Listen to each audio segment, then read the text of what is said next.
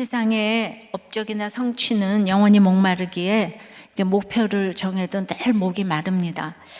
그러나 오늘 1차 전도 여행을 마치는데 오늘 본문 26절에 이 일을 두 사도가 이룬 일이라고 해요. 이걸 완수했다는 뜻이거든요. 그래서 목적을 완수했다는 뜻입니다. 성령의 제자는 때마다 하나님의 말씀대로 이루어지는 것을 이제 그때 완수했다고 하는 것입니다. 오늘은 2020년 마지막 주일입니다. 우리가 성령의 완수를 했다고 하시는 것 같아서 감사해요. 그러나 또 여전히 이루어야 할 성령의 완수에 대해서 생각을 해볼게요. 첫째로 기막힌 시기와 배신을 감당하는 것입니다. 19절이에요. 유대인들이 안디옥과 이고니온에서 와서 무리를 충동하니 그들이 돌로 바울을 쳐서 죽은 줄로 알고 시외로 끌어내치니라. 그래서 안디옥에서 이고니온까지는 180km 정도 되고요. 이고니온에서 루스드라까지는 35km 정도 이제 이렇게 떨어져 있습니다. 이제 일단의 유대주의자들이 시기가 가득해서 자기들이 다 쫓아놓고도 아직 성이 안 풀려가지고 그 루스드라에서 인기가 있다는 얘기를 듣고 그 비시디아 안디옥에서도 그 먼 곳, 또 가까운 이고니온에서도 그 바울과 바나바를 쫓아와가지고 그 루스드라 백성을 충동하기 위해서 왔다고 해요. 충동은요, 이 설득인데요. 18절에 그 안진뱅이를 일으킨 그 바나바와 바울을 제우스와 헤르메스로 알고 돌진해서 제사까지 지내려고 했잖아요. 근데 겨우 그 무리를 말렸다고 해요. 그랬는데 이제 유대인들의 설득이 얼마나 탁월했는지 그냥 순식간에 바울을 돌로 쳐 죽이려는 폭도로 돌변하게 한 거죠. 유대인의 기막힌 시기고 루스드라의 기막힌 배신인 거예요.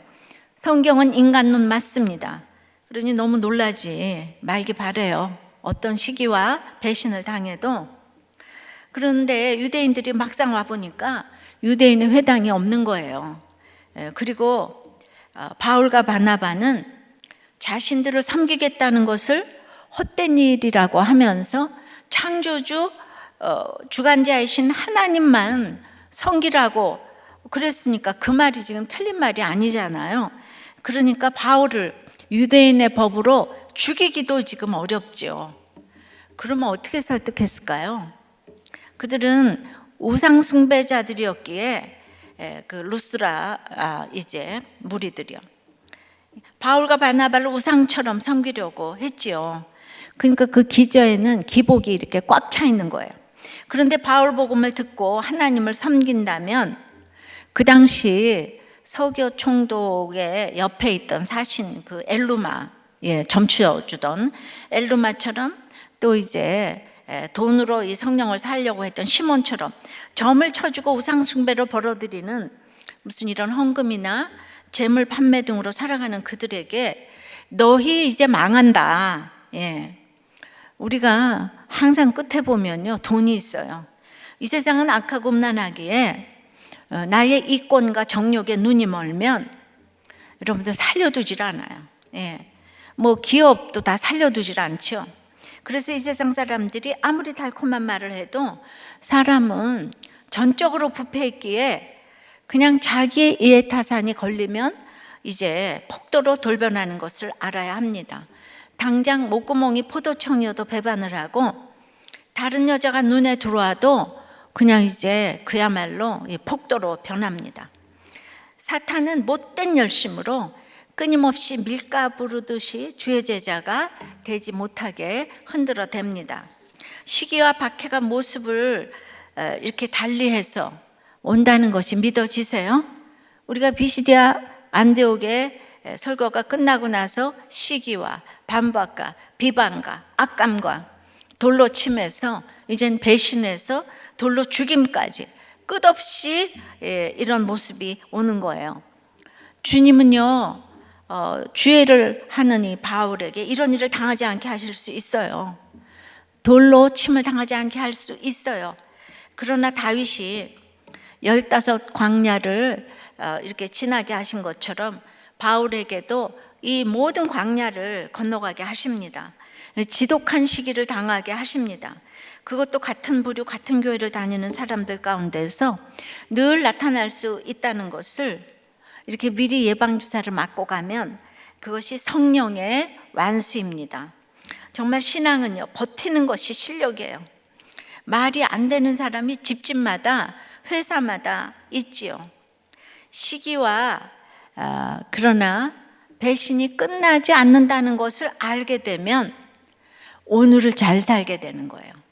그것이 성령의 완수입니다. 그래서 하루 내일 일은 몰라요. 하루하루 살아요는 언제 어디서나 정답입니다. 적용해 보세요.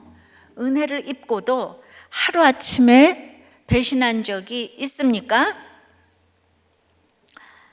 사장에게 월급도 받으며 은혜를 입었는데 이제 배신할 생각을 했다는 집사님 나눔이에요. 지금 직장에 오기 전에 이제 근무를 했던 회사의 사장님은 일벌레고 일 중독자여서 직원들이 잠깐도 쉬는 꼴을 못 보는 분이었어요. 게다가 야근을 하면 새벽 2시까지 이렇게 하고, 당시 제가 부목자로 섬기면서 이제 말씀의 은혜 가운데 있었지만 제 인내에도 한계가 와서 어느 날에 그 사장을 CCTV가 없는 창고 구석으로 데려가서 사정없이 때리고 너 인생 그렇게 살지 마 하고 사표 쓰고 나올 계획을 세웠답니다. 하지만 그 주에 선포된 말씀이 욥기 23장 10절 내가 가는 길을 그가 아시나니 그가 나를 달려 하신 후에는 내가 순금같이 되어 나오리라의 말씀이 저를 인내케 하여서 그 계획을 접고 이제 순종하기로 다시 결단하며 그 회사에서 2년 4개월을 더 훈련을 받고 이렇게 참는 과정을 거치니까 지금의 최상의 직장으로 인도함을 받아가지고 말씀과 기도도 하지만은 일하고 소득도 취하는, 그리고 내 업무에 아무런 간섭도 받지 않는 이런 그 복락을 허락하셨어요. 예, 이제 오죽하면 제가 그 월급 받는 사장의 자리에 있다고 하겠습니까? 그러니까 마음대로 한다는 아마 이런 뜻인 것 같아요. 저를 만지시고 참게 하신 주님을 찬양합니다. 예, 이분 정말 사장님한테 감사하셔야 될 것 같아요. 돈도 주고 훈련도 시켜주시고, 하나님을 그래도 배신하지 않으시고 성령에 완수하셨네요. 예, 그때 사장 때려줬으면 어떻게 될 뻔했어요. 아유, 정말. 예, 우리가 다 그러죠. 각 그냥 지금 집에서 회사에서 사정없이 때려주고 싶은 사람이 너무 많죠. 예, 제가 대신 다 때려 드릴 테니까 여러분들은 그냥 배신하지 마세요. 자, 성령의 완수 두 번째는, 자, 기막힌 시기와 기막힌 배신에서 회개하며 툴툴 털고 일어나는 것입니다. 19절 후반부부터 20절입니다. 예, 그들이 돌로 바울을 쳐서 죽은 줄로 알고 시외로 끌어내치니라. 제자들이 둘러섰을 때 바울이 일어나 그 성에 들어갔다가 이튿날 바나바와 함께 더베로 가서, 그러니까 루스드라에도 이제 복음을 듣고 그리스도인이 된 제자들이 이미 생겼음을 지금 이제 표시합니다. 아마 디모데도 이 제자들 가운데 있었을 거예요. 근데 이들이 바울이 돌에 맞아 이제 성 밖으로 끌려갔다는 소식을 듣고 이제 모였어요. 그러니까 어찌할 바를 모르고 죽은 바울을 다 둘러서서 지금 쳐다보고 있는 거예요. 여러분, 우리는요, 예수를 믿어도 그냥 어찌할 수 없는 일들이 너무 많아요. 여러분은 이런 상황에서 다시 그 루스드라 성으로 들어갈 마음이 생기겠습니까? 그런데 이제 바울은 여기서 자기의 생각, 느낌, 허탈, 허무가 중요한 것이 아니라 바로 그 상황에서 하나님이 무엇이라고 말씀하시는가 하는 것이 중요합니다. 근데 우리는 각자 다 자기의 느낌만 있어요. 자기의 아픔만 있습니다. 그러니 조금만 좌절을 겪어도 그냥 사명의 길을 딱 포기합니다. 일어서기를 거부합니다. 루스드라처럼 복음을 어제 받았는데 오늘 딱 돌로 칩니다. 돈하고 연결되니까, 자기 이권하고 연결되니까. 예. 근데 이제 열왕기상 19장에 보면은 귀진한 엘리야에게, 이거 정말 최대의 선지자잖아요. 그런데 이르되 일어나 먹으라. 예, 네가 길을 이기지 못할까 하노라 하는 이 음성이 사도 바울에게 들렸죠. 말씀의 능력을 힘입은 사람이에요. 일어섰어요. 자기의 길을 갔어요. 우리는 7번 넘어지면 8번 일어나야 합니다. 계속 넘어지라고 시기와 이런 배신을 허락하십니다. 그래서 이제 죽은 것 같은 바울이, 그러니까 죽었죠. 이 사람들이 죽은 줄 알고 내다버렸으니까 어저께까지 열광했던 주민들이 죽을 때까지 때린 거예요.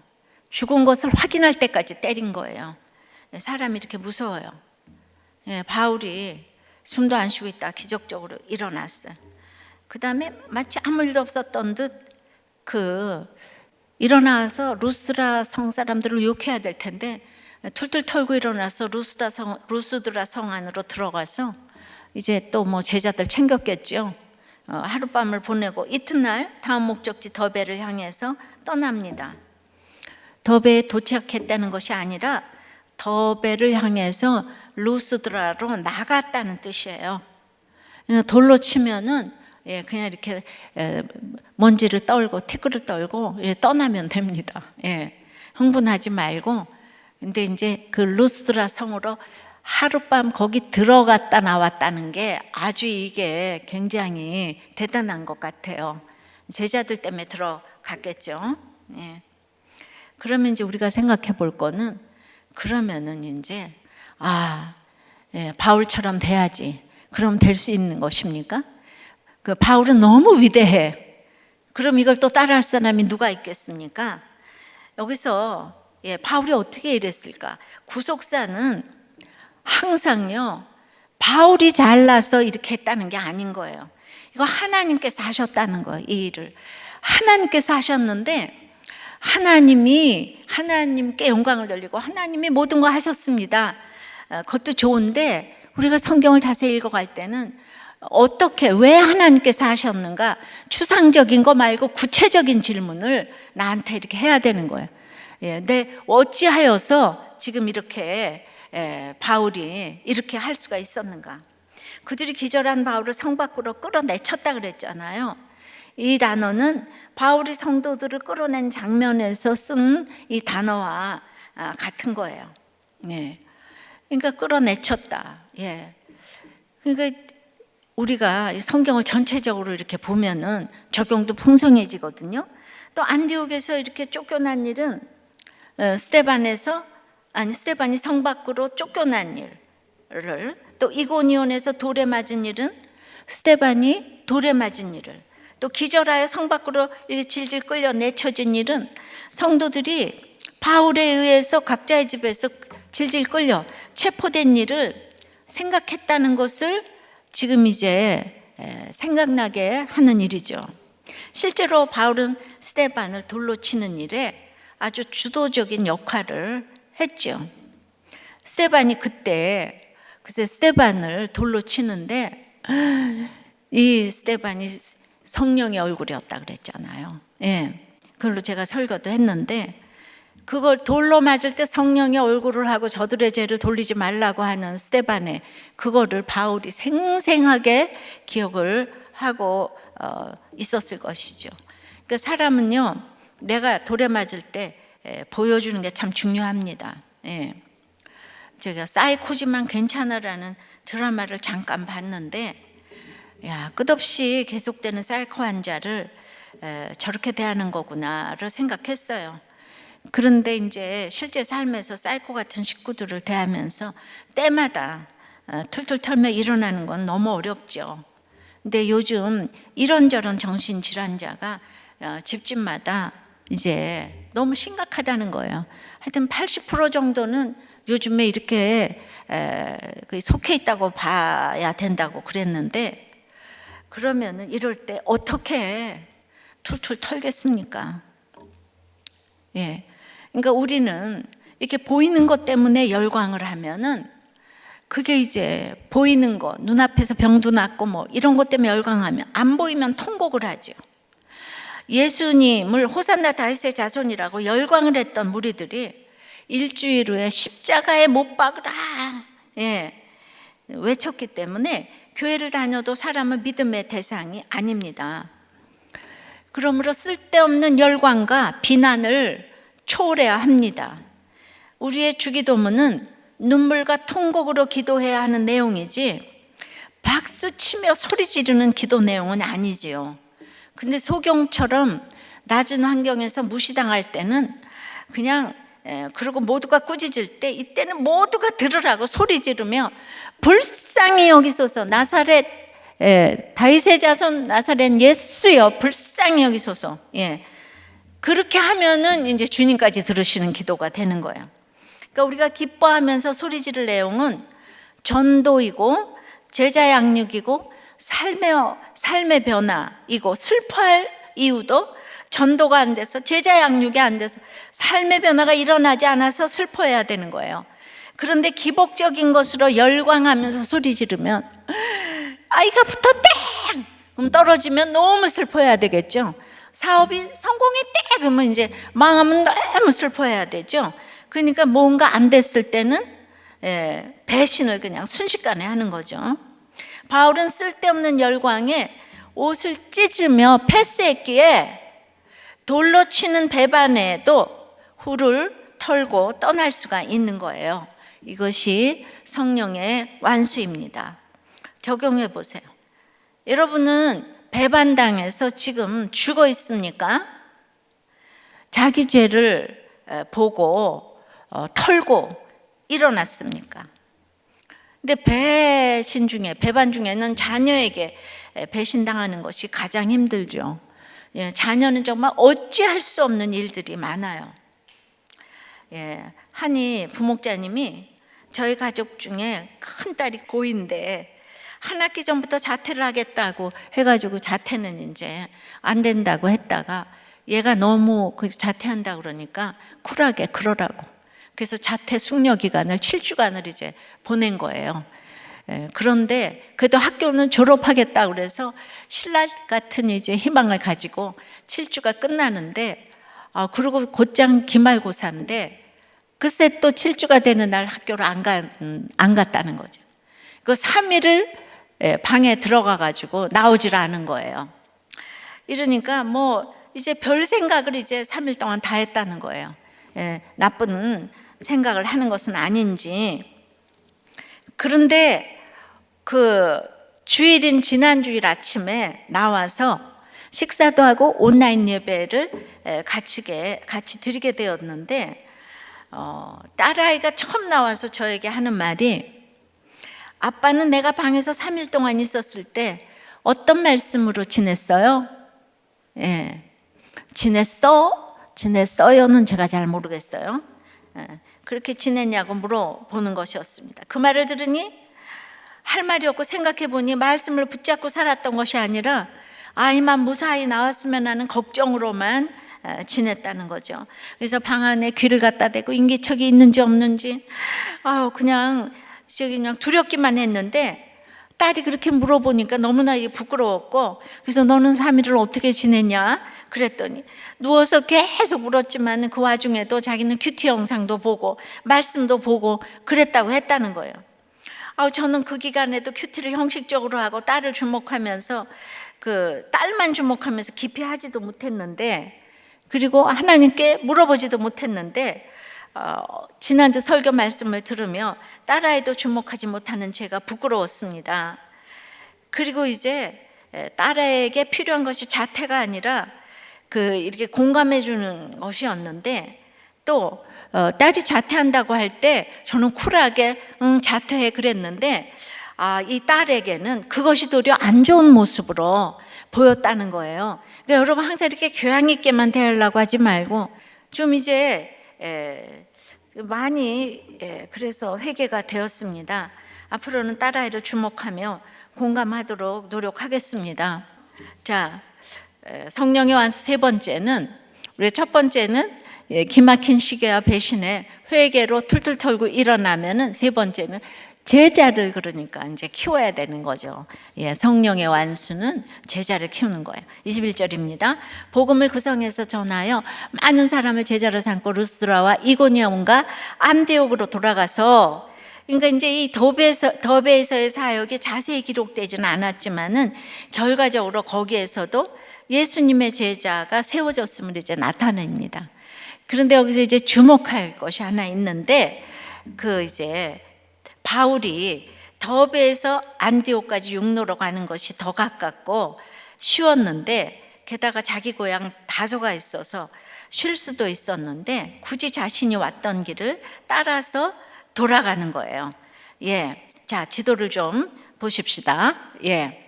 그러니까 지금 수리 안디옥에서 이렇게 와가지고 아탈리아 버가를 통해서 저 안디옥, 비시대 안디옥으로 갔다가 지금 이고니온, 루스드라, 더베가 이제 1차 전도여행의 마지막 종착지예요. 그러면은 여러분들이 보시기에 더베에서 맨 처음에 출발한 그 안디옥 있잖아요. 그 안디옥으로 가기에는 이 육로로 가는 게 훨씬 가깝지 않아요. 그리고 중간에 그 다소가 있는 거예요. 자기 고향. 그럼 일로 가도 되는데 다시 왔던 길을 이제 루스드라, 이고니온, 안디옥, 버가, 아탈리아 이렇게 그대로 해서 구부로는 이제 안 가고 도로 이제 안디옥으로 돌아오는, 이 도로 돌아오는 길을 택해서 이제 왔다는 거죠. 그러니까 돌에 맞아 죽을 뻔했던 루스드라, 자신을 죽이려고 계획을 세웠던 이고니온, 자신을 추방했던 안디옥으로 지금 이제 다시 돌아가는 거예요. 왜죠? 그곳에 방금 믿기 시작한 제자들이 있기 때문에 그걸 다시 이제 돌아본 거죠. 성도 인생의 목적은 편한 게 아니에요. 자기가 당한 사건에 갇혀 있다면 가지 못할 곳을 바울은 주께로 돌아온 이 한 영혼이 너무 귀하기에 갈 수 있었습니다.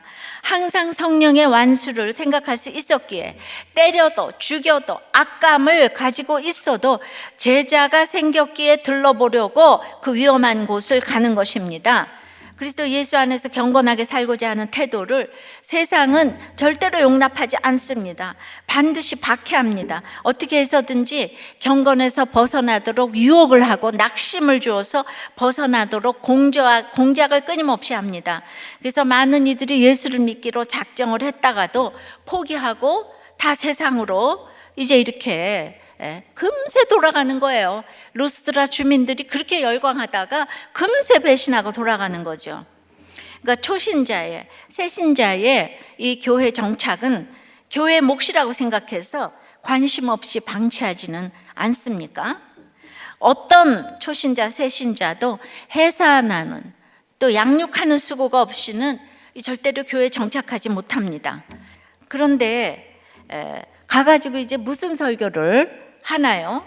22절에 제자들이 마음을 굳게 하여 이 믿음에 머물러 있으라 권하고, 또 우리가 하나님 나라에 들어가려면 많은 환난을 겪어야 할 것이라고 하면서 무장을 지금 시키는 거예요. 막 세워진 교회를 다시 방문했는데 그들에게 뭘 가르쳐 주냐면 다가올 미래가 꼭 성공과 안녕이 아닌 환난이기 때문에 이 얘기를 해줘야 되는 거죠. 물론 복음은 모든 믿는 자에게 구원을 주시는 하나님의 능력이에요. 그러나 악하고 음란한 이 땅에서 구원의 여정을 가고 있는 우리에게는 많은 환난이 있을 수밖에 없기 때문에 복음은 또한 장차 받을 환난입니다. 그러니까 이 둘은 떨어질 수 없는 하나예요. 환난이라는 것은 짓눌림을 당하는 듯한 압박이나 옥죄는 듯한 고통을 말해요. 환난이 쉬우면 누가 환난이라 그러겠어요. 막 옥죄는 거예요. 막 그냥 짓눌림을 지금 당하는 거예요. 집에서나 회사에서나 인간관계에서 막 옥죄는 거예요. 숨이 안 쉬어지는 거예요. 근데 이거를 겪어야, 통과해야 이 하나님 나라에 들어간다는 거죠. 그러니까 이 환난이라는 건 각자에 맞게 주셨어요. 내 환난, 네 환난이 달라요. 그런데 그 환난을 통해서 내 환난으로 다른 사람들을 제자로 또 주님께로 이끄는 거예요. 근데 그걸 비교하면 안 되는 거죠. 내 자녀, 네 자녀, 내 남편, 네 남편. 그 자녀이기 때문에, 그 남편이기 때문에 이 하나님 나라로 들어가게 되고 또 들어가게 할 수 있는 것이거든요. 그러니까 이 환난을 잘 통과하려면은 믿음에 머물러 있어야 되고, 그러려면 제자가 돼야 되고, 그리고 내가 제자가 되면 제자를 키워내야 되는 거예요. 그러니까 이제 바울이 돌아가면서 지금 이제 순회를 하면서 다시 이렇게 독려하는 것은 이 하나님 나라가 계속 흥황해 가기 위해서 이제 일꾼들을 세워야 되잖아요. 그러니까 이제 제자를 세우려 지금 이제 순회를 한 거죠. 제가 이제 정말 요새 유튜브가 이렇게 활성화되다 보니까 우리 평원님이 다른 교회에서 하신 간증들이 올라왔더라고요. 그래서 이제 들었어요. 아우, 저보다도 뭐 미모도 참 훌륭하시고 더 잘하시더라고요. 예. 그래서 목장과 초원과 평원이 어떻게 이루어지는지를 이제 설명을 하시는데, 이분은 평원이니까 내가 이제 아줌마처럼 보여도 지금 내가 55개 목장을 담당하고 목원은 500명이라고 웬만한 교회 목사 같지 않습니까?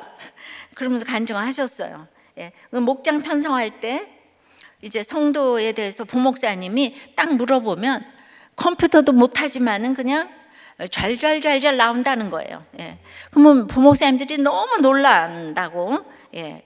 그래서 그 성도 한 사람 한 사람을 살리기 위해서 각자의 고난을 약재료로 삼아 한 사람 한 사람에 대해서 관심을 가지고 있었기 때문에 그냥 묻기만 하면 척척 나온다는 것이죠. 예. 지금도 그래서 뭐 남편이 바람 피웠어요, 아내가 바람 났어요 하면 이 전공 과목의 평초원님들 뭐 목자님들에게 연락하면 즉시 연락이 되잖아요. 그래서 그냥 목장 얘기를 잘 그렇게 하시더니만 그 다음에 이 교양 있는 그냥 차원님이 그냥 남편이 바람을 이제 4번이나 피고 그냥 아이도 낳았다 이러면서 그런데 그 남편이 그냥 우리 의료원장이다 이러면서 우리 남편도 여기 같이 왔다 막 소개도 하면서 그냥 보통 교회에서 너무 놀라지 않았을까요? 근데 우리는 이런 전공자들이 수두룩하지 않아요. 그런 분들이 우리가 뭐 평초원님만 해도 뭐 남자 여자 합하면 뭐 100명이 훨씬 넘죠. 예. 그러니까 우리도 교회가 제자를 참 잘 키웠구나 하면서 이 너무 성령의 완수를 했구나 싶더라고요. 바로 나의 환난은 이렇게 제자를 키워내는 일에 쓰라고. 그러니까 이거 가지고 뭐 설왕설래 뭐 말들을 많이 하지만 이 성경에 다 나와 있는 얘기인데요. 유다도 다말 얘기를 오픈을 했고 다윗도 다 오픈을 해놨고 15광야 얘기를 바세바 얘기부터 이런 여리고 기생 라합 얘기부터 그랬는데 이게 너무 성경적인 거예요. 자, 적용해 보세요. 여러분의 환난으로 한 사람이라도 전도했습니까? 그래서 그 환난으로 제자가 키워졌습니까? 아직도 환난 속에서 환난만 바라보고 있으세요. 정말 시간 낭비하시면 이제 안 되는데요. 그래서 이제 오늘 그 성령의 완수 뭐라고요? 기막힌 시기와 배신에 회개를 하고 툴툴 털고 일어나면은 이제 제자가 키워지고 제자를 키워야 되고 그 모든 것의 결론은 4번째 교회를 세워야 되는 거예요. 교회를 세워야 되는 거예요. 그러니까 교회를 해치는 그 어떤 것도 하나님이 허락하지 않으시고 하나님이 기뻐하지 않으세요. 교회를 세워야 합니다. 23절이에요. 각 교회에서 장로들을 택하여 금식 기도하며 그들이 믿는 주께 그들을 위탁하고 이제 영적 지도자를 세워서 교회 공동체가 장차 있을 환난 가운데 질서 있게 유지될 수 있도록 지금 이제 해야 되잖아요. 그러니까 예루살렘 교회에서 그랬듯 장로의 기본적인 역할은 분별과 결정이에요. 그러니까 근데 여기서 제일 중요한 결정의 지도자의 자격은 오늘 보니까 그들이 믿는 주께, 그러니까 그들이 믿음이 있는 거예요. 정말 이거를 바나바와 바울이 분별해내는 거죠. 그러니까 믿음이 있는가, 이 스펙이 아니고 뭐 예루살렘 교회 출신이다 이딴 게 필요 없고 믿음이 있는가. 그들이 믿는 주께 그들을 위탁했다 그러잖아요. 그러니까 성품으로 스펙으로 지도자를 택했다가는 이제 큰일 나는 거죠. 그러니까 믿음으로 택해야 공동체를 위한 분별과 결정을 잘할 수 있다고요. 그러니까 주님을 향한 믿음은 다름 아닌 내 생각을 버리고 오늘 주신 말씀대로 순종하고 결정하는 태도로 나타나는 거죠. 이게 가장 중요한 자격입니다.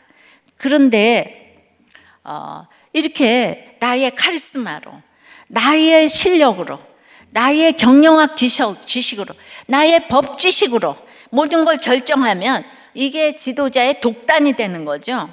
그래서 결국 그 독단은 스스로를 소외시키는 지혜 없는 행동을 하는 거예요. 그러니까 성경은 경영학 교과서인 거예요. 진짜 이 성경을 믿고 성경대로 결정하고 그 믿음대로 말씀대로 순종하는 태도로 있는 지도자 한 사람이 그 교회를 살리는 거예요. 그러니까 지도자를 하는 사람 잘못 뽑으면 그 사람 하나 지혜 없어서 온 교회가 망하는 거고 회사가 망하고 집안이 망하고 이렇게 되는 거죠. 그래서 이제 이 장로를 세웠어요. 그리고 24절부터 6절까지 비시디아 가운데로 지나서 밤빌리아에 이르러 말씀을 버가에서 전하고 아탈리아로 내려가서 거기서 배 타고 안디옥에 이르니 이곳은 두 사도가 이룬 그 일을 위하여 전에 하나님의 은혜에 부탁하던 곳이라. 그러니까 안디옥부터 버가까지 돌아가는 여정을 누가는 왔던 여정과 마찬가지로 지금 이제 이렇게 한 줄에 기록을 해요. 그런데 이 13장 14절에 보면 버가에서 더 나아가 비시디아 안디옥에 이르러, 그 얘기가 있잖아요. 왜냐하면 전도 여행 초반에 그 버가에서 어려운 일을 당했잖아요. 왜 거기서 이제 그 마가가 떠나버렸잖아요. 바울은 아프고. 그런데 거기에서 버가에서 더 나아가 안디옥까지 갔다고 한 거 기억하시죠? 버가에서 더 나아갔다 그랬어요. 그랬는데 이제 귀환하면서 그 비시디아 안디옥부터 이제 버가까지 갔던 길을 따라 이제 도르토로스 산맥을 다시 가로질러서 왔다는 거예요. 버가까지. 그러니까 굉장히 힘든 여정이잖아요. 전도하고 뭐 이러고. 그런데 이게 자기 의와 열심으로 이렇게 했다면 사람은요 처음과 끝이 같을 수가 없어요. 우린 처음과 끝이 다르지 않은 것은 저 사람은 정말 처음과 끝이 똑같아. 그럴 사람은 없다는 거예요. 처음부터 끝까지 주께서 맡기신 그 사명으로 감당했기 때문에, 사명 때문에 와서 살다가 가야 되니까, 사명을 감당하려면 말씀이 필요하잖아요. 그 매뉴얼이 필요하니까. 그래서 나는 간 곳이 없고 그 사명 붙들고 말씀을 붙잡았기 때문에 처음과 끝이 같은 거죠. 그런데 이게 뭐 교회도 야망으로, 선교도 뭐 성취를 목적으로 했다면 바울과 바나바는 이제 마가가 떠나고 아팠던 버가에서부터 도저히 더 나갈 수 없는 거예요. 왜냐하면 성취가 목적이면 지금 이제 실패가 생겼잖아요. 근데 이 두 사도는 말씀의 순종을 목적으로 했기 때문에 이 실패 같은 현실에서도 말씀에 따라서 더 나아갈 수가 있었습니다. 고난 가운데로 지나면 모든 여정을 다 마치고, 바울의 이제 모교회는 예루살렘 교회였지만은 이제 파송해준 안디옥 교회로 돌아갈 수 있었어요. 그래도 예루살렘 교회는 뭐 별로 반겨줄 사람이 없으니까 안 가는 거죠, 뭐. 그렇기 때문에 누가는 이 모든 일을 다 완수하고 안디옥 교회가 그들을 하나님의 은혜에 부탁했다고 전합니다. 안디옥 교회의 기도로 말미암아 우리가 이렇게 선교를 했다고 이렇게 얘기를 하는 거예요. 그러니까 나는 할 수 없다는 고백이 날마다 있어야 성취가 아닌 순종을 할 수가 있는 거예요. 그리고 그 순종만이 하나님의 뜻을 이루는, 성령의 완수를 할 수 있는 길인 거죠. 그러나 사람들은 처음과 끝이 다를 수밖에 없어요. 왜지요? 사람이니까요. 예. 사람은 그러니까 믿음의 대상이 아니라고요. 그러니까 말씀에 의지하면은 이 말씀이 내가 읽는 게 아니고 말씀이 나를 읽고 지나가기 때문에 처음과 끝이 같게 해주시는 거예요. 생각해 보면 지난 30 몇 년 동안 제가 얼마나 수많은 설교와 간증과 또 수많은 사람을 만났겠습니까? 근데 제가 말씀 없이 만났다면은 다들 인간의 생각으로 말을 했을 테니까 전부 시건만 했을 것 같아요. 예전과 지금의 말이 다르다고, 제 말이 앞뒤가 안 맞는다고, 그 여기저기서 저를 막 고발했을 것 같아요. 달라졌다고. 근데 이제 한마디 한마디가 내 자신을 세우는 말이 아니라 교회를 세우는 말로 하려고 그렇게 한 것은 제가 구속사를 그때도 깨달았기 때문에, 구속사의 말씀이 바로 교회를 세우는 말씀이기 때문에 이제 그런 것이고, 그래서 우리들 교회 성도들이 비교적 회사에서나 가정에서 신뢰를 얻는 이유가 이렇게 처음과 끝이 이제 같기 때문이라고 생각을 합니다. 이제 큐티 사역을 위해서 절을 있잖아요.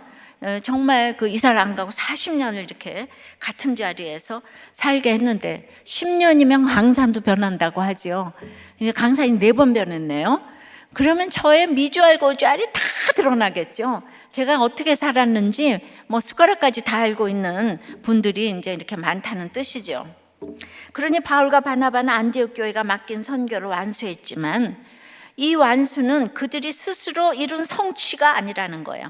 하나님이 약속하신 말씀을 채운 순종이라는 거예요. 이게 중요해요. 말씀을 채운 순종, fulfill의 순종이라는 거예요. 그냥 맨날 말씀만 생각하고 잘나서가 아니라 그냥 말씀대로 하는 거죠. 그러니까 처음 버가에 도착했을 때 병으로 복음을 전하지 못한 바울은 버가가 굉장히 걸렸던 것 같아요. 그래서 돌아오는 길에 버가에서 말씀을 전했어요.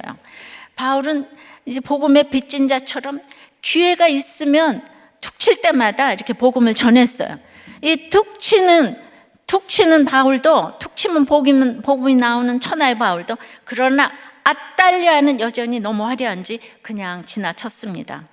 이렇게 갈 때도 올 때도 대사도 바울을 계속 지나치게 하는 아달랴도 이 세상에 있어요.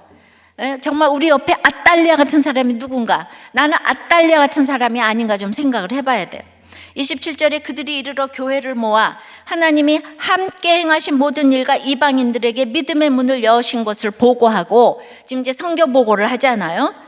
그런데 이방 세계의 전도의 문이 열렸어요. 열렸지만 사실 그들 앞에는 엄청난 시련이 기다리고 있었잖아요. 그런데 지금까지 고생한 얘기를 우리가 다 들었지만은 그 고생한 얘기만 보고하는 거를 더 객관적인 보고라고 할 수는 없는 거예요. 그러나 사람들이 이게 사실인데, 그날 바울은 믿음의 문을 여셨다고 보고를 했습니다. 지나고 보면은요, 바울에게는 그 많은 환난은 문제가 되지 않았어요. 그래서 그걸 일부러 이렇게 강조해서 말하지 않아요. 왜입니까? 한 번 열린 이방의 문은 이제 열면 닫을 자가 없어요. 지금까지 닫혀 있다가 그걸 열은 분이 주님이에요. 바울이 연 게 아니에요.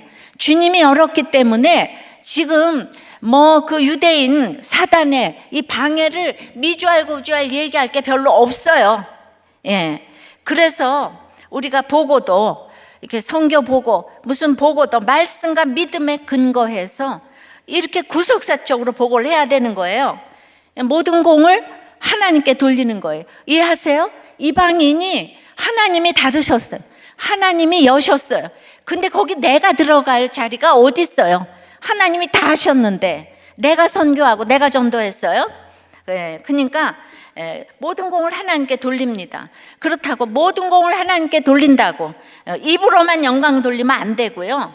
그래서 보고할 때는 이렇게 끝없는 자기 자랑과 특별히 내가 너무 힘들었다고 이 동정의 보고는 경계해야 합니다. 그래서 이 수많은 공로와 수고 앞에서 바울과 바나바는 그 초심을 잃지 않았습니다. 왜냐하면 하나님이 그들과 함께 행하신 모든 일이라고 했기 때문에. 이것은 신인 협력적인 것이라기보다 우리의 생각과 의지와 감정과 성품과 재능과 환경 등 이거를 있는 그대로 다 받아주셨어요. 그런데 허물과 약점에도 불구하고 우리와 함께 일하셨다는 거예요. 그러니까 이거는 바울의 고백으로 하면 바울의 이 허물에도 불구하고 하나님이 함께 행하셨다고 진심으로 고백한 거예요. 한마디로 구원의 사명은 100% 하나님의 일인 동시에 100% 우리의 일이고, 또 성령님은 우리를 사용하시는 것이 아니라 우리와 동력하심이기 때문에 이것은 성령의 동력이고, 그래서 성령 행전이 곧 사도 행전이 되는 것입니다. 나타낸 열매는 전적으로 하나님이 하신 것이라는 것이고요. 그래서 우리는 성령의 완수를 할 때 이렇게 보고를 말씀대로 믿음대로 구속사적으로 이렇게 해야 될 말과 안 해야 될 말을 하나님의 관점에서 보고를 해야 되는 거예요. 간증도 하나님의 관점에서 해야 되는 거예요. 28절에 제자들과 함께 오래 있으니라. 이방의 땅끝 선교지에서나 모교회에서나 제자의 삶은 차이가 없음을 보여주는데요. 이 오래 있어의 디아트리보 생각나시죠? 14장 3절에 내 몸으로 사명의 자리를 반짝반짝 닦아서 윤이 나도록 비비고 닳도록 문지르고 걸레질하는 것처럼 수고하는 삶이 제자의 삶이라 그랬습니다. 근데 이 오래 있어의 시제가 14장 3절에 이고니온에서는 부정과거이고 여기 수리 안디옥에서는 미완료예요. 왜 그런 거 하니? 이고니온은 오래 있어도 떠나야 할 사역지 교회고, 안디옥 교회는 영원한 본향 모교회라는 거예요. 성도는 보이지 않는 영원한 교회에 영원히 속해 있기에 하나님이 불러주신 그 가시적 교회에 잘 붙어 있어야 각자의 사명지에서 잘 머물 수 있다는 것입니다. 고난 없이 잘 지내는 삶이 아니라 주시는 말씀을 듣고 공동체 안에 잘 붙어 있으면 각자의 사명지에서도 잘 머물 수 있고, 사명지는 또 바뀌잖아요. 그럴 때 영원한 이방인 같은 내게 맡기신 땅끝 같은 가족과 이웃에게 믿음의 문이 열리게 되는 것입니다. 이것이 교회를 세우는 일이고 성령의 완수가 되는 것입니다.